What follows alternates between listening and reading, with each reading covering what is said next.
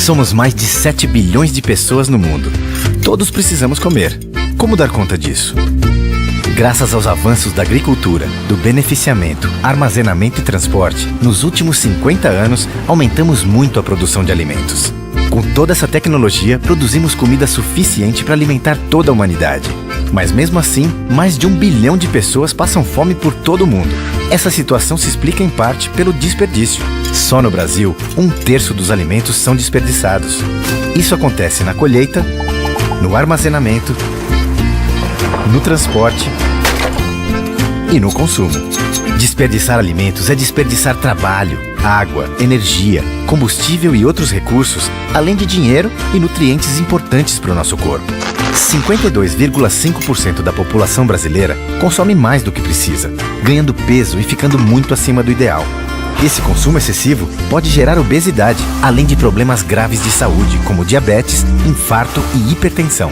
Mas todos podem contribuir para diminuir esses vários tipos de desperdícios e exageros, de várias formas. Lendo o rótulo dos produtos e ficando atento para não comprar os que têm validade muito curta, com pouco tempo para consumo. E preferir sempre que possível aqueles com maiores quantidades de nutrientes. Consumindo frutas, legumes e verduras, dando preferência aos da época e aos produzidos próximo à região que você mora. Isso diminui o tempo de transporte, os impactos desse deslocamento e faz com que o alimento dure mais tempo sem estragar. Vários deles podem ser melhor aproveitados, usando os talos, folhas e sementes, além da própria polpa. Há muitas receitas para utilizar essas partes pouco usadas dos alimentos. Quando for ao supermercado, leve uma lista de tudo o que você realmente precisa. Isso evita comprar o que não será usado ou que levará a um consumo exagerado. E vá sempre de estômago cheio. Estar com fome pode fazer você comprar mais do que precisa. São ações simples como essas que podem ajudar a comprar somente o necessário e a fazer melhores escolhas de alimentos para uma alimentação mais equilibrada. E ajudam a criar um ciclo de consumo que gere bem-estar para todos com menos desperdício.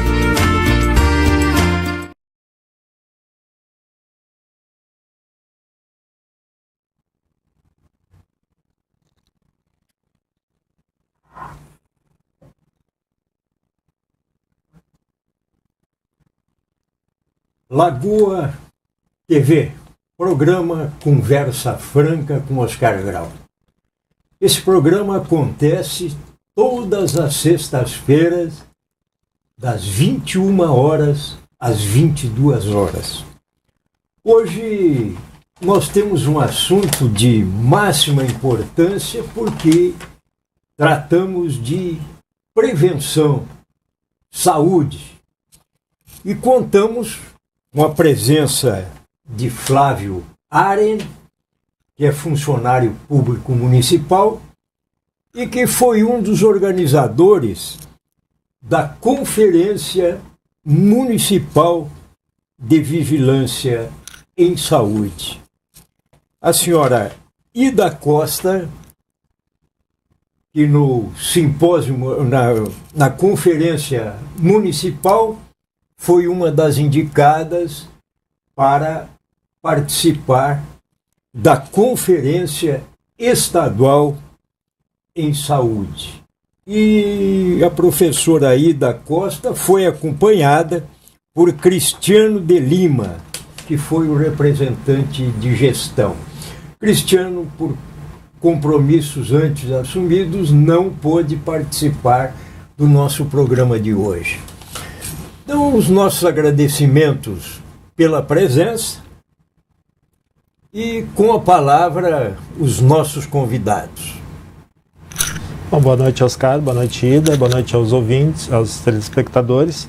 Então, a conferência, só dando uma explicada, do que foi essa conferência, de vigilância em saúde, Então, ela foi definida, pelo Conselho Nacional de Saúde, junto com o governo federal, então, para discutir essa questão da vigilância, das vigilâncias em saúde, que é praticamente a parte que cuida mais da prevenção mesmo, das doenças. Evitar que aconteça. Evitar que aconteça. É muito mais barato e de uma ação muito grande. Inclusive, é pensamento de gestores, de trabalhadores em saúde, que a profilaxia seja algo assim tratado em primeiro lugar, exatamente porque prevenir evita gastos e poupa pessoas, menos mortes. Com certeza, né? Então, né, como falei anteriormente, então foi solicitado ao Conselho Nacional de Saúde, então, né, mandou para os conselhos estaduais e municipais essa indicação, né, desta conferência, onde Lagoa, então nós fizemos, né, em agosto de 2017, fizemos a etapa municipal, atendemos então, né, essa solicitação do Conselho Nacional, fizemos a conferência, então, que foi lá na Casa de Cultura, onde nós tivemos 82 participantes. 82 pessoas. 82 pessoas participaram na fase municipal. Na fase municipal, participaram lá, foi um debate muito amplo, foi muito proveitoso o debate, né? Então, e ao final do debate a gente tirou várias demandas, né? Várias questões que inclusive foram utilizadas no nosso Plano Municipal de Saúde, né? Que vale de 2018 a 2021. E também tivemos daí a possibilidade, né, de escolher delegados que participassem do encontro estadual, né, onde nós tínhamos direito a quatro delegados, né, 2 dos usuários, 1 dos gestores e 1 dos trabalhadores em saúde. Só que por questões depois de homologação lá com o Conselho Estadual de Saúde, a gente acabou só conseguindo de fato homologar os 2 representantes, que foi o Cristiano de Lima e a Ida Costa. Esses representantes eram somente de Lagoa Vermelha que foram indicados, ou tinham mais participantes, outros municípios? Até a Ida que participou do encontro estadual, mas a informação que nós tivemos é que foram 144 municípios que fizeram as suas conferências municipais. Alguns municípios fizeram regionais, se uniram com outros municípios, fizeram um encontro regional. Foi o caso de Lagoa Vermelha. Mas Lagoa fez municipal. 144 municípios fizeram e apresentaram delegação para esse encontro que foi em Porto Alegre. O estadual. Professora Aida, e o estadual? Bom, em primeiro lugar, boa noite. Agradeço pelo convite. Boa noite, Flávio. Boa noite aos telespectadores da Lagoa TV. No encontro estadual, nós reunimos em torno de, eu creio que umas 400 ou 500 pessoas.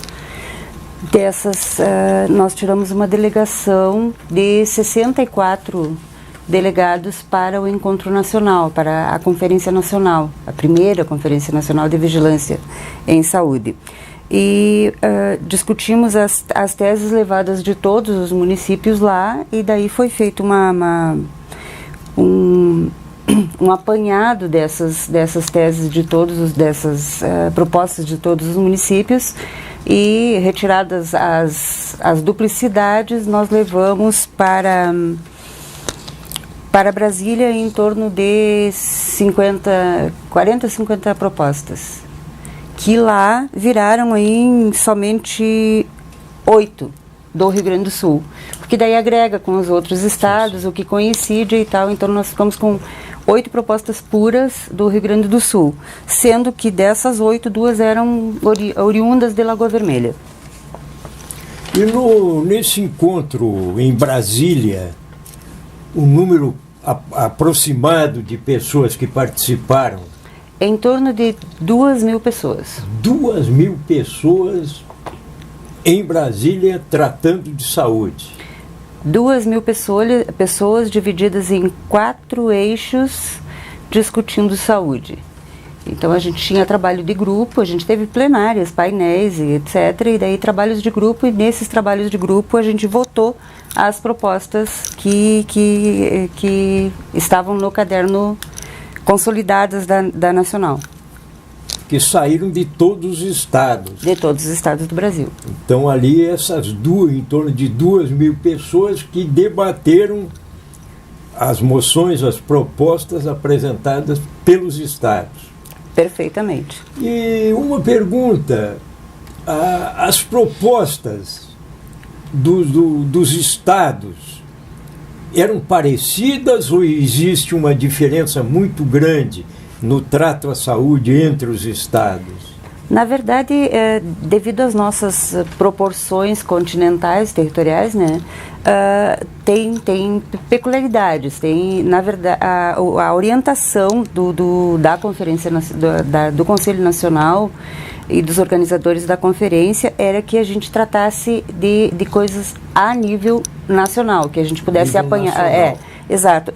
Teve algumas propostas assim, por exemplo, que levavam em conta o fator amazônico, mas não como regional para a Amazônia. O fator amazônico, ele envolve o Brasil inteiro, o mundo inteiro, né?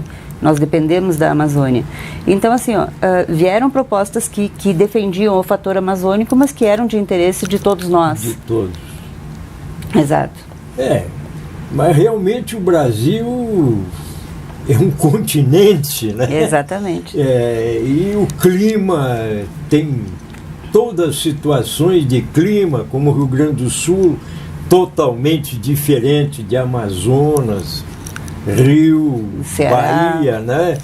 Então isso aí cria algumas peculiaridades, né? Exatamente.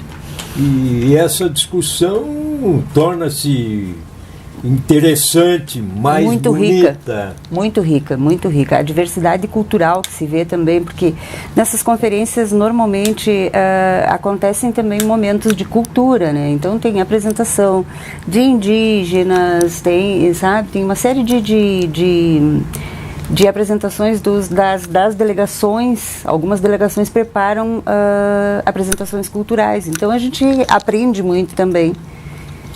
Eu imagino, porque dentro do nosso estado, Rio Grande do Sul, já acontece uma diversidade de costumes, Exato. Inclusive na forma de vestir. Então, a nível de Brasil, a diversidade é muito maior. É realmente uma experiência única. Participar de conferências assim é uma coisa que enriquece muito culturalmente, além do tema específico que é de relevância, né? E então tinha também os povos indígenas, quilombolas, mulheres do mangue. Exatamente. Cada um com suas peculiaridades. É muito interessante, assim, ó. Mas assim, a gente percebe que o problema tratar da vigilância em saúde, mesmo com todas essas diferenças, com todas essas peculiaridades, o desejo de todos os povos brasileiros é que o SUS permaneça tal qual ele é hoje e melhor.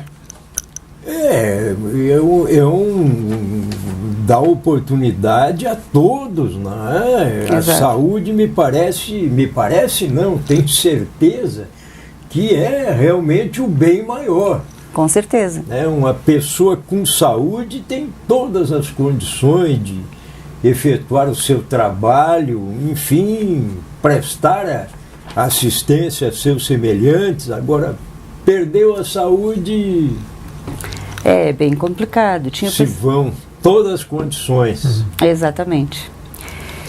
E vigilância em saúde, isso aí mostra assim o desejo de que as doenças não aconteçam. Exatamente. O princípio é esse. E lá foram debatidos principalmente essas doenças que eram consideradas como extintas, controladas no Brasil, como febre amarela, sarampo, uma série de doenças e que estão novamente aparecendo. E temos também, tem um outro fator, além dessas doenças que são infecto-contagiosas, tem a questão relacionada com essas questões das infecto-contagiosas, tem questões religiosas. Algumas religiões não aceitam vacinas. Alguns modos de vida, filosofias de vida dizem que a vacina é prejudicial e em função disso nós temos tuberculose de volta, a gente tem uma série a gente está regredindo em função de algumas pseudo-modernidades. Pois é, tuberculose há quantos anos também a gente considerava como, no mínimo, controlada, né? E Exatamente. outros já diziam que estava extinta. E agora volta, como tantas outras, febre amarela, né? É algo assim que... E como tudo no Brasil, me parece que o início de tudo está na educação. Com certeza. Tem o fator da educação e tem o fator também de que o Estado, os três entes federados, eles devem garantir que os agentes comunitários de saúde e que os agentes de combate a endemias tenham suas peculiaridades. Existem propostas do governo federal de reunir numa só profissão o agente comunitário de saúde e o agente de combate a endemias. O que não é bom nem para um nem para outro, porque na verdade o que vai ocasionar, a gente crê que vai ocasionar uma economia. Então você vai diminuir o pessoal e dobrar o trabalho dele. Então, uma das questões mais discutidas lá e que saíram propostas para serem homologadas agora é essa questão de garantir as duas profissões distintas e uma delas não é regularizada, né? Eu não sei, o Flávio tem mais conhecimento disso. Na verdade, assim, a agente de endemias, na verdade, ele ainda está em regulamentação, né? Os agentes comunitários de saúde já vem historicamente, desde a criação praticamente, né, do SUS, já havia, né, essa questão, mas a de endemias com a vinda da dengue, principalmente essa questão, trouxe uma necessidade maior de ter, né, do quadro, né, de agentes de endemias, né, até porque ele tem um trabalho, como a Ida disse, bem diferenciado, né, ele vai cuidar ali das infestações, onde tem infestações de mosquitos, esse é o trabalho do agente de endemias, enquanto o agente comunitário de saúde, ele vai mais nas famílias, ali ver a questão da saúde das famílias, encaminhar para os postos, fazer esse acompanhamento da saúde da população, ao contrário da outra. E é uma ideia que deve ser efetivada com muito vigor, dar condições para o pessoal que trabalha em vigilância, porque quando entra para o tratamento médico propriamente dito, o custo é muito maior, e às vezes já sem condições, o tratamento já não tem uma efetividade tão grande. E não somente no caso de doenças infecciosas, mas a alimentação defeituosa, o uso de drogas, bebidas.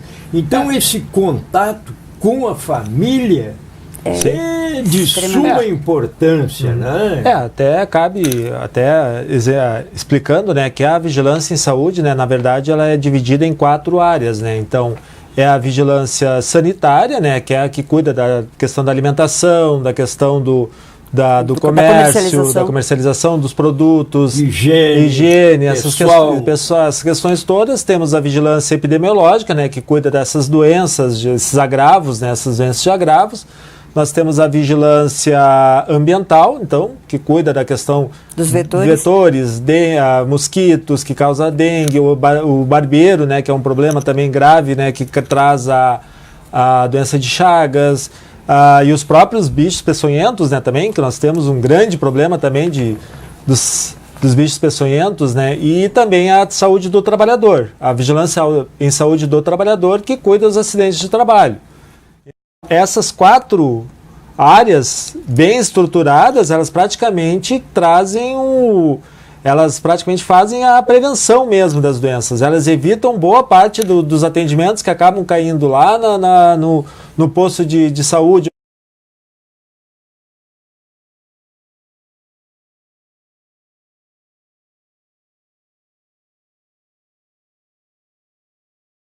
Especificadas, né, bem trabalhadas. Então é bem importante, né, esse trabalho da vigilância.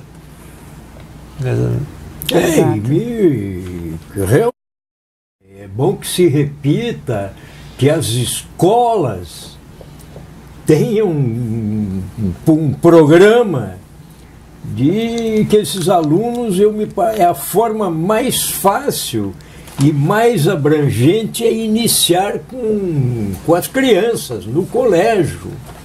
Com certeza. Isso aí, e cada criança levando para sua casa, ele vai atingir os pais, os irmãos, os vizinhos. É uma forma muito barata de multiplicação das ideias em sanitarismo. Importante, muito importante.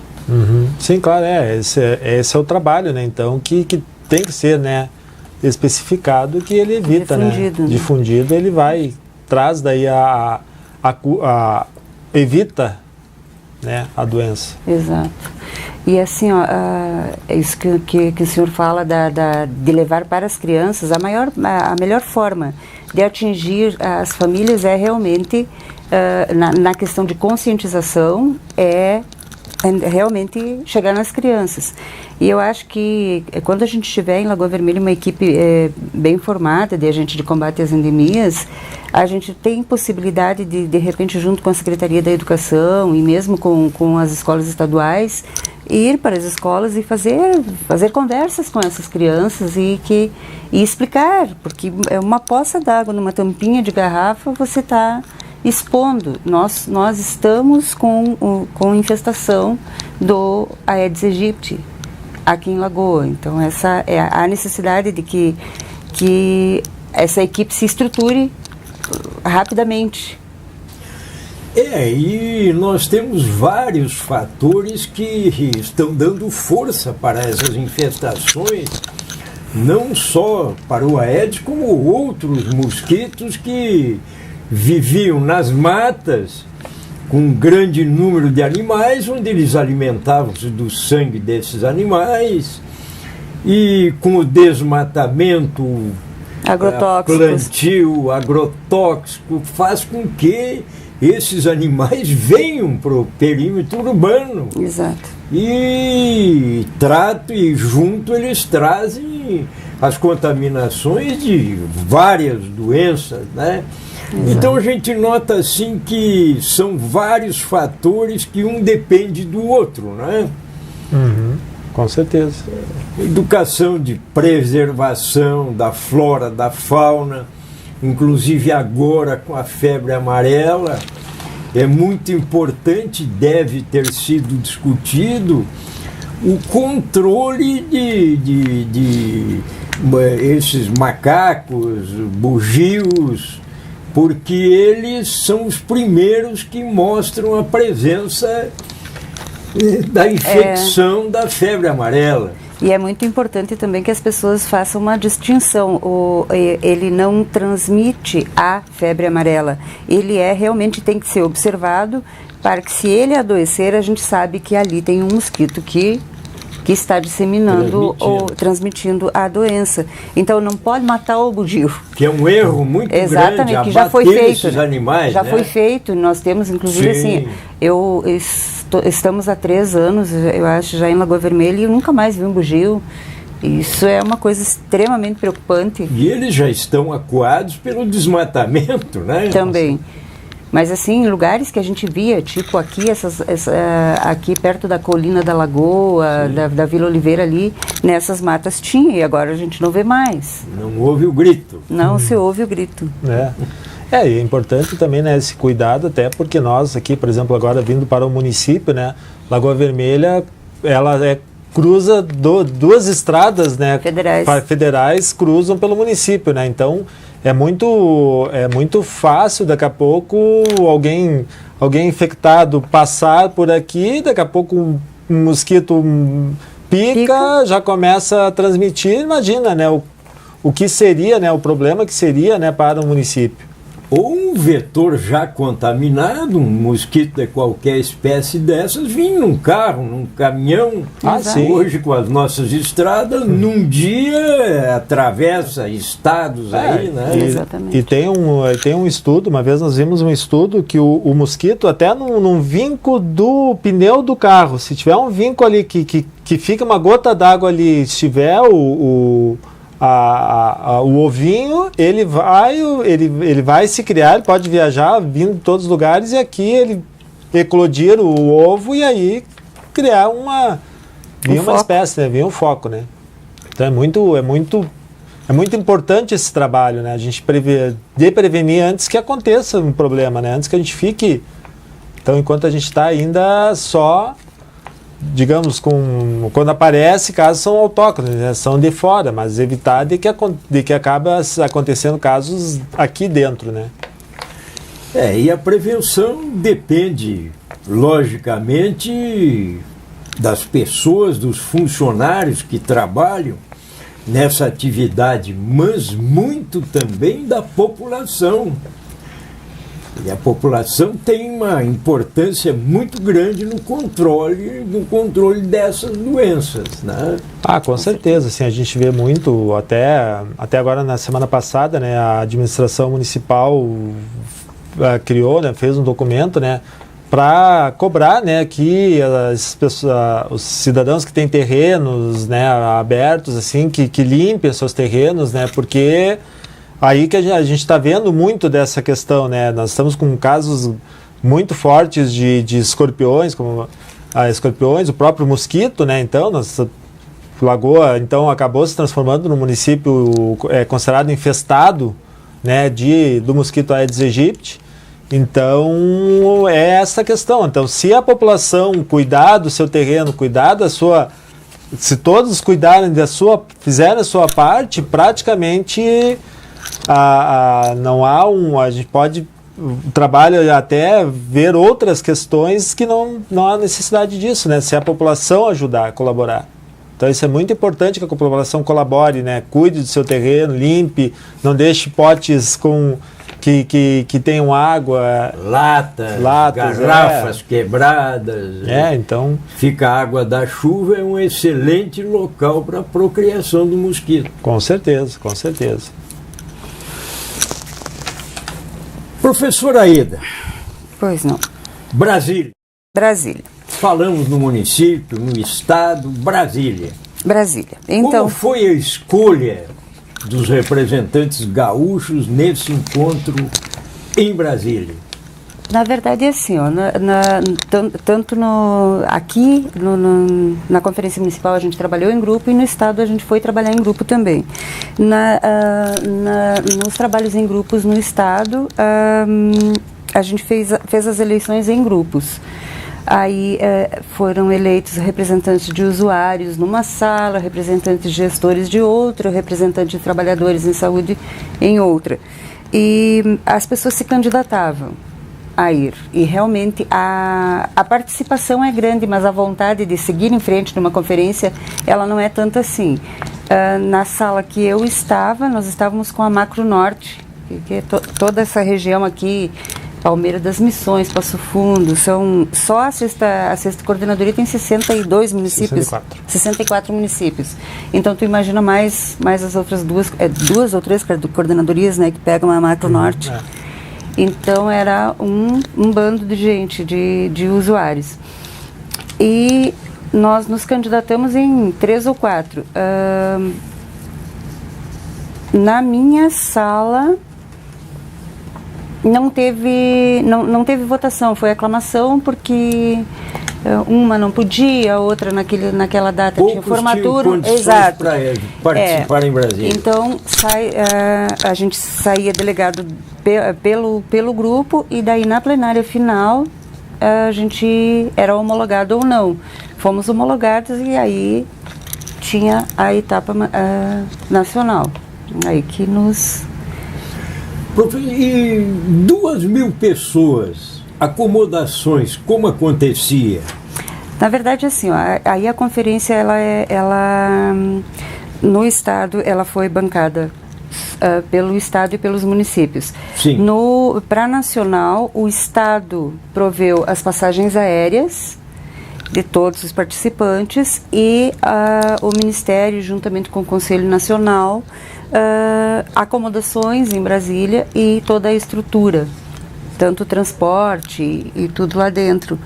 Com exceção, assim, de algum jantar, alguma coisa assim, a gente tinha que comer fora e tal, mas dentro do ambiente foi feito, essa conferência foi na Associação dos Servidores da Câmara dos Deputados, é um clube ao lado, na beira do Lago Paranoá, assim, é muito legal, um lugar muito bonito e tal, mas eles só tinham condições de abrigar no restaurante as pessoas. Aí, para as conferências, para os grupos e etc., foram montadas tendas gigantescas. Imagina uma tenda para 2.000 pessoas. 2.000 pessoas? Mas uma estrutura muito bem montada, assim. Nos grupos foi mais difícil, porque daí Mas nenhuma tenda suportava 2.000 pessoas? Eram divididos ou não? Não, a tenda principal suportava as 2.000 pessoas. A tenda principal, 2.000 pessoas? 2.000 pessoas. Pense nisso. E daí depois nas discussões em grupos a gente foi dividido por eixos, né? Quando a gente recebia o crachá, chegava lá, recebia o crachá, já tinha um número ali do grupo que você ia trabalhar. Eu trabalhei num grupo que tinha mais 3 gaúchos. Nós éramos 4 gaúchos nesse grupo, daí a gente dividia. 2 de Lagoa Vermelha?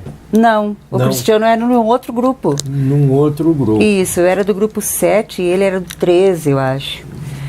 E daí o nosso grupo era um dos grupos que tinha o maior, o eixo 2, que era o grupo que eu discutia, tinha 99 propostas para discutir. 99 de todos os estados do Brasil? De todos os estados do Brasil. Eram 4 eixos, né? O primeiro eixo, ele era o papel o lugar da vigilância em saúde no SUS, que eu acho que é o eixo que o Cristiano trabalhou. Eu trabalhei no eixo 2, responsabilidades do Estado e dos governos com a vigilância em saúde.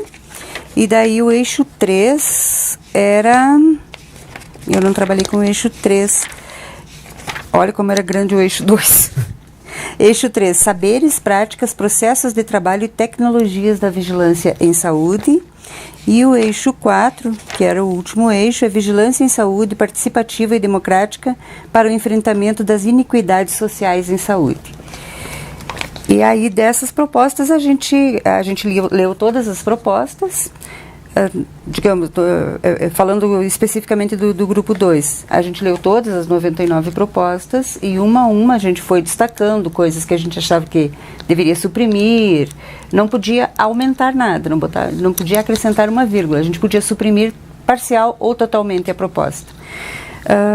Chegamos a suprimir, acho que só uma no nosso eixo. No total dos 4 eixos, devemos ter suprimido totalmente 4 propostas que a gente achou que eram conflitantes.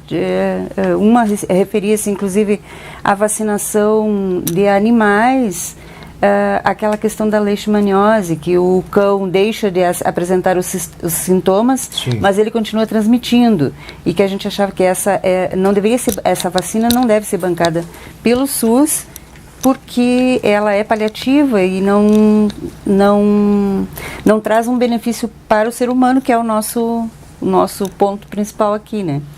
E é problemática essa vacina em cães, porque a maioria do cão de rua,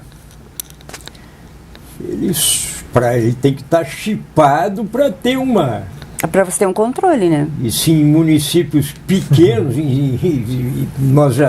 a dificuldade é grande, imagina numa cidade grande que normalmente existem os cães de rua, os cães sem dono.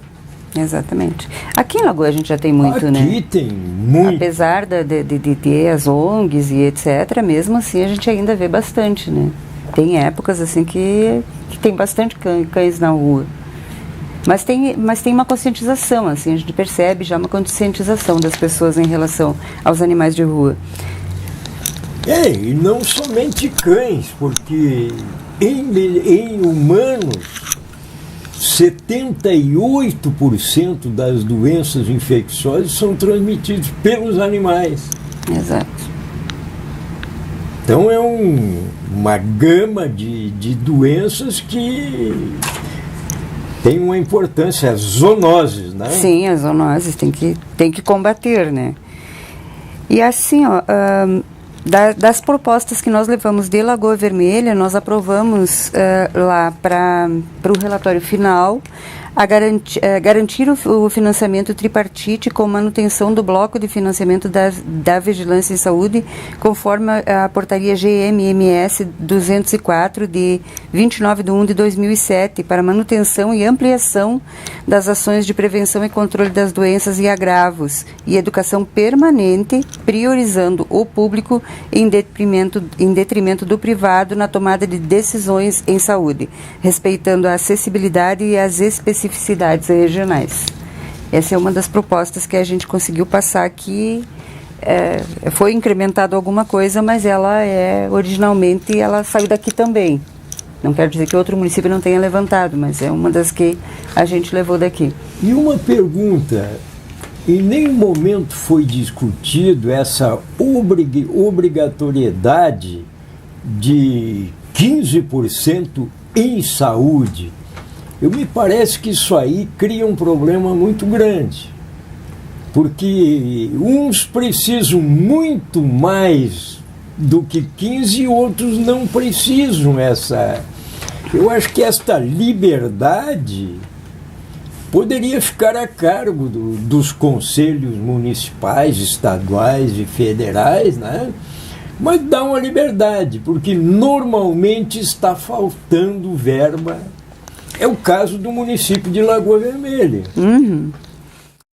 O município coloca muito mais verba do que aquela oficial, daquela obrigatoriedade de... A Lagoa Vermelha, ela está batendo em 22%, mais ou menos, 21% a 22%. Em 2017, agora, foi esse valor que Lagoa investiu com recursos próprios na saúde, né? Então, quase 7% a mais do que a exigência da lei federal. Claro que a gente teve a questão, né, tem as questões do governo do estado, né, que com a crise, com todas essas questões, não mandou recursos, tem um atraso bem grande, já gira em torno de 700 mil reais o que o estado está devendo para o município, né? Então, que são ações em saúde que poderiam ser bancadas por esse recurso, que acaba o município bancando do seu dinheiro, né? Então tem essas questões, mas mas tem municípios que muitas vezes até passam um levantamento feito, o município que mais gastou chegou a quase 30 e poucos % do seu orçamento em saúde por todas essas questões, né, de falta de outros recursos. Então é muito alto, né, o investimento.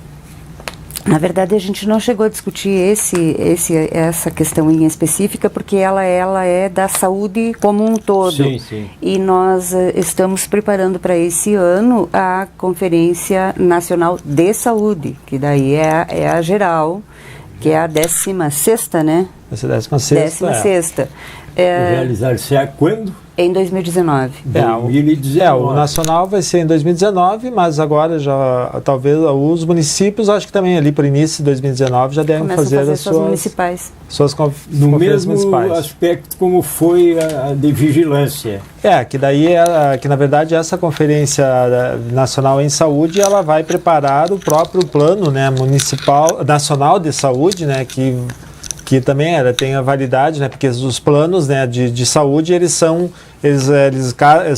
junto ao plano plurianual, né, então, dos governos. Então ele começa a partir do início do segundo ano do governo atual até o primeiro ano do governo posterior.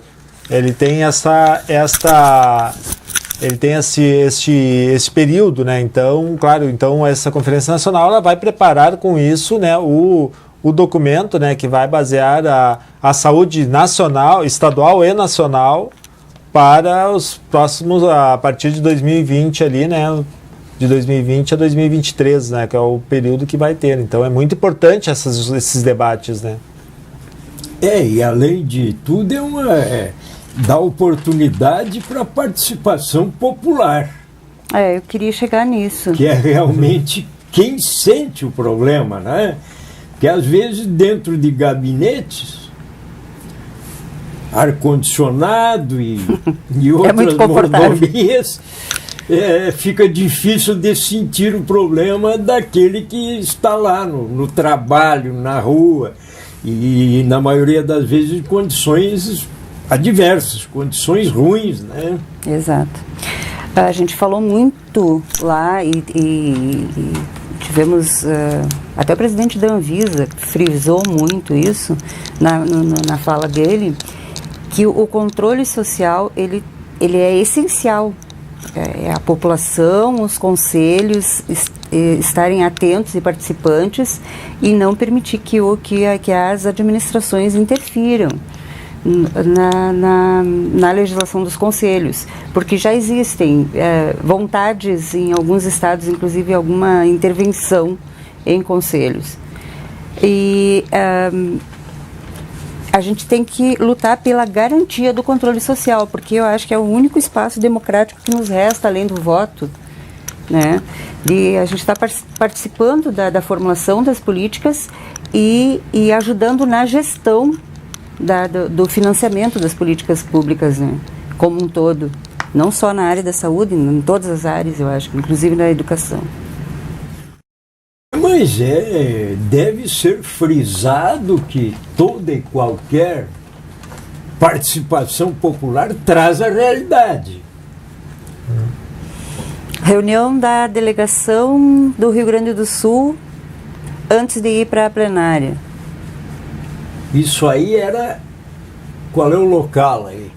Eles têm vários quiosques dentro dessa associação lá dos funcionários da Câmara dos Deputados, e aí nos intervalos de almoço e tal, a gente se reunia, porque como a gente ia ser dividido em vários grupos, né, a gente não ia ficar junto toda a delegação, então a gente reunia a delegação para discutir o que a gente ia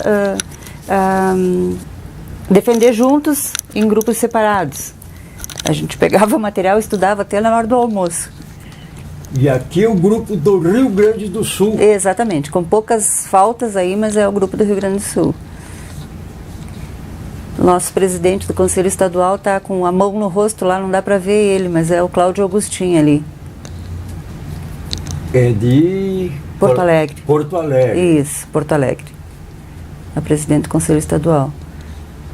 Então aqui era feita uma prévia. A gente sempre fez... Sempre reuniu antes. A gente não conseguiu reunir no hotel, porque a gente teve um problema quando chegamos lá.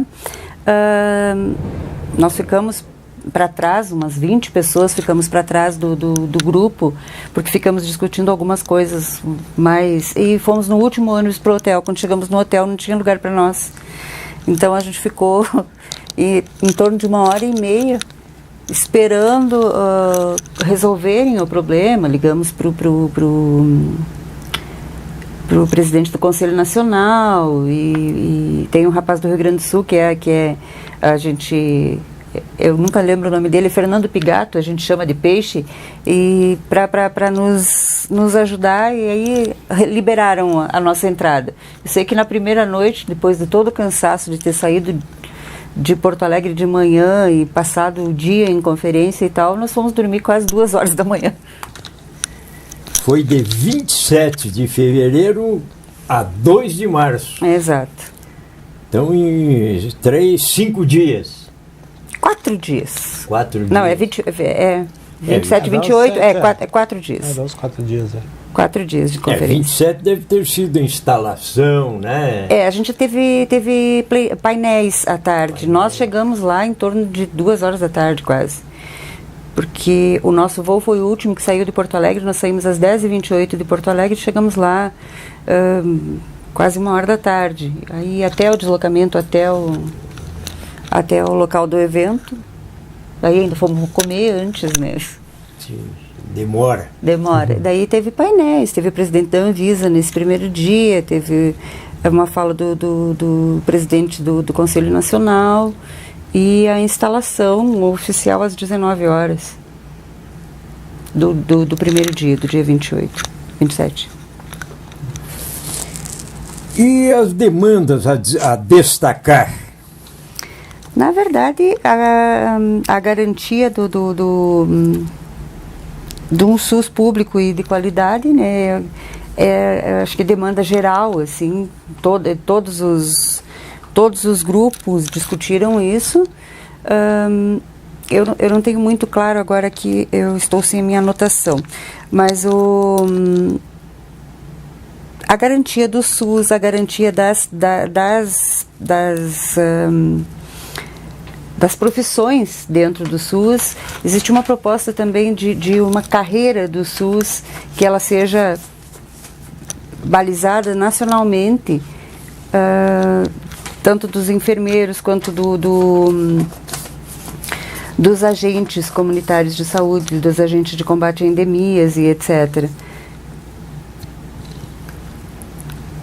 A garantia de valorização dos agentes de combate às endemias, seria essa, né? Exatamente. E os agentes comunitários de saúde respeitando a especificidade de cada... Exatamente, o que a gente já falava anteriormente, né? Que o agente comunitário de saúde, ele tem uma função bem distinta do agente de combate às endemias, né? O agente de combate às endemias é aquele que vai visitar o pátio, e o agente não só o pátio, né, mas vai ver o jardim, se tem um pratinho embaixo da planta, parada. Exatamente, ver se tem escorpião e etc. É uma coisa bem diferente o agente comunitário de saúde entra na casa da pessoa, visita a pessoa e faz um apanhado diferente do nosso. Eu não sei exatamente como é que funciona o agente de comunitário de saúde. Até porque eu fiz a seleção para agente de combate a endemias. Então eu andei lendo bastante sobre essa questão. Então a gente tem que garantir que sejam mantidas essas. Nós temos hoje 2 agentes de combate a endemias em Lagoa só. 2 para todo o município? Para todo o município. Pelo que eu sei, nós precisaríamos ter 14 agentes no município.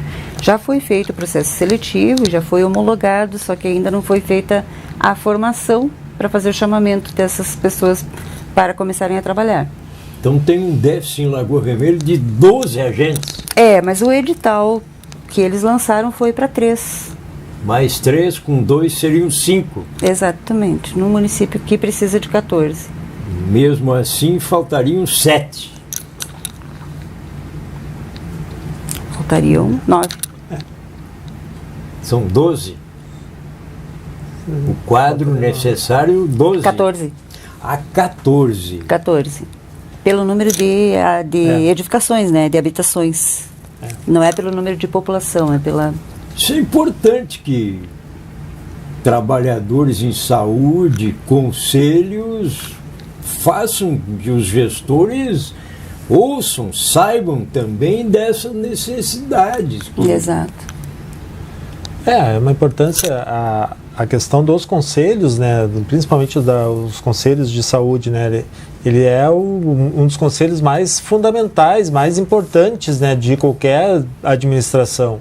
Então, até porque, além de discutir, né, as questões das políticas de saúde, principalmente tem o poder de discutir o orçamento da saúde no município, do que vai ser gasto no município, né? Então é uma questão muito importante, até inclusive agora, neste ano de 2018, né, começou, o governo federal criou o bloco único, como eles chamam, né? Então, que antes os recursos eles eram divididos em vigilâncias, em atenção básica, média e alta complexidade,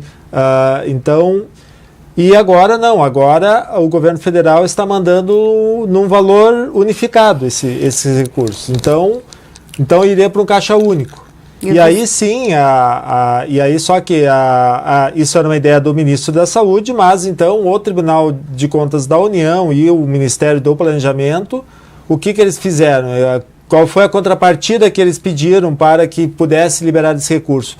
Que os outros entes federados, os estados e os municípios, que então eles fizessem planos, que os planos teriam que ser não só aprovados, como fiscalizados pelos conselhos. Os conselhos, então, até foi criado com que os conselhos tenham um papel muito mais importante a partir de agora nessa questão, porque ali vai estar no que vai ser gasto, como vai ser gasto, para evitar até a própria questão, né, que a gente diz, né, a questão de que daqui a pouco se cuida mais da parte lá da saúde, lá do final, que é a parte que muitas vezes até em alguns lugares é usado politicamente pelo fato, né? Porque muitas vezes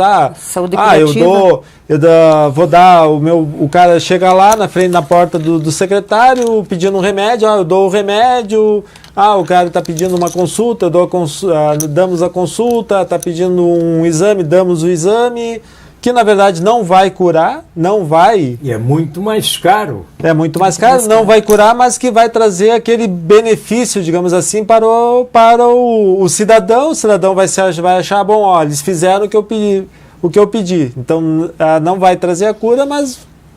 Então, acaba sendo até usado, muitas vezes, como diz, politicamente, né? A própria questão também da buloterapia, né? Que era uma coisa que é muito chamada, né? Que é aquela coisa, às vezes compra-se uma ambulância, em vez de investir na saúde, compra-se uma ambulância que vai levar para outros municípios, para outros locais. Então, acho que isso é importante. Esse é o papel, que é a importância que os conselhos vão ter, acho que a partir de agora, nessa questão, evitar, né, que o gasto, muitas vezes, desnecessário em saúde, né? Que muitas vezes é aquela coisa, você vai olhar todo o orçamento, vindo aqui por exemplo, no nosso município aqui, Lagoa, se for olhar, daqui a pouco todo o recurso vai para a saúde, não vai trazer atender adequadamente a nossa população, né? Então isso é muito importante. É uma das coisas que a gente tentou garantir lá, a autonomia dos conselhos, tanto municipais, estaduais e o federal. É primordial que a gente tenha esse acompanhamento, e a Constituição de 88 ela nos garante isso, né? E a estrutura desses conselhos, será que todos têm uma boa estrutura de funcionamento? Olha, eu creio o seguinte, eu acho que eu faço uma análise da seguinte forma. Eu conheço um pouco dos municípios do Rio Grande do Sul, e eu vejo assim, que conseguiram levar gente para a conferência estadual foram 144. Mas eu tenho conhecimento de que outros tantos municípios fizeram conferências e não tiraram delegados. Eu acho que 88% dos municípios do Rio Grande do Sul têm conselhos ativos e organizados. Pelo que eu pude perceber, nacionalmente, nos estados funciona bem. O Conselho Nacional tem se mostrado muito atuante, tanto que já foi feita a Conferência Nacional da Saúde das Mulheres o ano passado. Foi no ano passado, né, 2017. Então, é um conselho muito próximo, a gente tem muito contato com o conselho. O presidente, o Ronald, ele é uma pessoa muito acessível, todo mundo tem o telefone dele, o Cláudio Agostino no estado também, uma pessoa acessível, a gente pode a qualquer momento, o vice-presidente também, o Itamar Santos, a gente conversa com ele quase que diariamente. Então, a gente tem uma facilidade, assim, está bem organizado no Rio Grande do Sul, está bem organizado. E além de tudo que já foi dito sobre os conselhos, me parece que ele é o elo de ligação entre o usuário, a população e os gestores municipais, estaduais e federais, que às vezes dentro de um escritório a pessoa não tem uma noção exata do que está acontecendo. Exatamente. Então os conselhos estão na frente de batalha. Perfeitamente, né? Nesse sentido, assim, a gente tem até o exemplo do que aconteceu aqui em Lagoa Vermelha. O conselho teve que solicitar ao executivo que fizesse uma colaboração para que a representante dos usuários e usuárias pudesse ir. Não teve um retorno positivo, mas o conselho fez a sua parte, foi lá e reivindicou. Mas, graças a grandes amigos e pessoas que entendem que era necessário, eu consegui ir e trago esse retorno para o município, né? E é muito importante porque participando numa conferência a nível federal, nós temos uma noção exata do que acontece a nível de Brasil. Exatamente. Quer dizer, o que existe de positivo e o que existe de negativo. E então isso vem para os municípios, que é a célula inicial, né? Exato. Com ideias de melhorias de serviço, assim como também desse nosso município vai para outros servir também de subsídio para a melhoria total dos... É uma grande troca de experiências, né? Troca de experiências. A gente troca as experiências negativas e as positivas também. Às vezes a gente conversa em alguns debates assim, isso não deu certo lá no meu município, mas também tem que ver a especificidade do município. Mas ideias, às vezes, que não te ocorrem, não ocorrem num município, Exato. no outro município a pessoa se deu conta, ou o pessoal se deu conta de que aquilo podia ser aplicado lá. Então, é riquíssimo. Eu acho que um município tem que se sentir representado realmente e orgulhoso de ter duas pessoas que foram lá. Troca de experiências. Fazer essa troca de experiências. Nós tínhamos um representante dos usuários e um de gestão, né? E um de gestão. O Cristiano de Lima é gestor. Foi como gestão. E eu fui como representante de usuárias e usuários. Que eu acho que isso é a importância também dessa questão da participação e daquela toda que a gente sempre fala, né? Que sempre tem a participação da população, dos trabalhadores e dos gestores, né?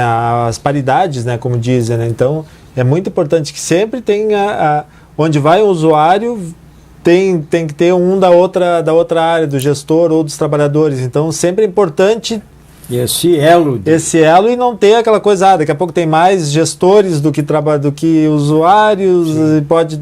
Paridade. Então, sempre a paridade é sempre importante, sempre ela é considerada, né? Ela é muito considerada nos conselhos.